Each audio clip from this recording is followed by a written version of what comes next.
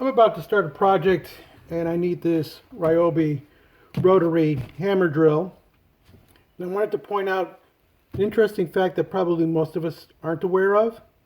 This handle, the auxiliary handle, comes configured like this in the box. One might think that this is a good way to use this tool, but it's not. I'll tell you why. You insert your bit. This is an SDS drill plus. So the bit catches. We're going to go into some brick and mortar. The proper way to set this auxiliary handle is to put it either to the right side or to the left side of the unit, depending on whether you are right-handed or left-handed. And while you might think that this is great because now I have two places where I could just hold on to this, this is really actually part of a safety system, at least with a tool this big and powerful. And I'll show you why on a smaller drill.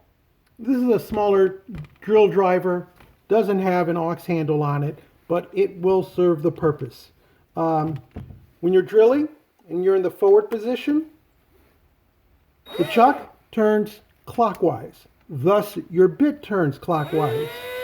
But what happens if that bit binds and comes to a stop? Which way does the tool turn? Let's find out. It goes counterclockwise, which means in a tool like this, you can deal with it. It's not that much force, and it'll kick a little. It may break loose from your hand, but it probably won't hurt you. On a much more powerful tool, that kick can be so great that in 1/20th of a second, this whole device could turn 360. If you're holding on to it, this cannot turn 360. It can go about 180 this way, about 90 this way. Anything beyond that, you're going to break bone or tear ligament, or both. So what this tool is designed to really do is if you hold it with your palm up so that should you have a binding with the drill bit, the tool will actually go counterclockwise into your hand. You will stop it. But wait, you're saying, dude, this has a safety clutch. You're right. And that safety clutch needs a reference. And that reference is you holding here, counteracting the counterclockwise push. That'll activate the safety clutch and stop. But in the meantime, you're also stopping this tool from going out of control. If you hold it this way and the action breaks, your hands are going to open up. The force is going to exceed your grip, and now you have a tool that could come back and break ligaments or bones on this hand. Or if you have this that's close to your face, it could come around and hit you on the head, face, and do some serious damage because this is a hefty unit. Summarizing. Safety tool. You want to hold it like this when you operate so that should the drill bind, it catches and you're able to break that action so that the safety mechanism, if your tool has one, is able to activate. If it doesn't have that safety mechanism, you at least be able to control that turn.